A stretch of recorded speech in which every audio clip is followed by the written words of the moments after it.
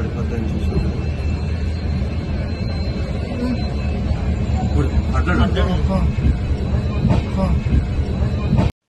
चोरी करने निज जीवन को बाजी लगाइबाकू पछैलेनी युवक।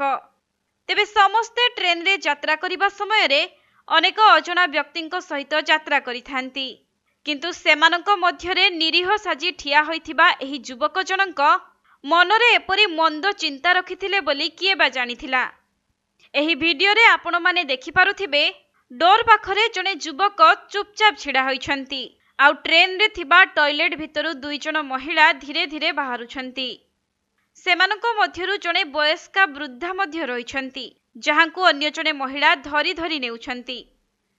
आउ सेही समय रे छिड़ा होइथिबा युवक जनक हठात महिलांक बेकरु चेन छिंडाई ट्रेन बाहर को डिया मारी दैछंती। तेबे सामान्य चेन को चोरी करिबा पई युवक जनक निज जीवन को बाजी रे लगाई देले। जेउ दृश्य सीसीटीवी कैमेरा रे कैद हेबा परे एबे ताहा वायरल हेबारे लागिछि।